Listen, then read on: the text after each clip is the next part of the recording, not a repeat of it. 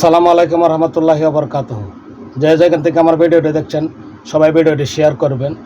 আর আজকে কিছু গুরুত্বপূর্ণ কথা বলবো আমাদের কদমতলী বাসীর জন্য। আমার স্ক্রিনে দেখেন একজনে কমেন্ট করছে, কমেন্ট করে কদমতলীর যারা গণ্যমান্য ব্যক্তি আছে, সর্দার আছে, এদেরকে খারাপ ভাষায় গালাগালি করছে। আপনারা দেখেন আমার স্ক্রিনে ছবিটা দেওয়া আছে।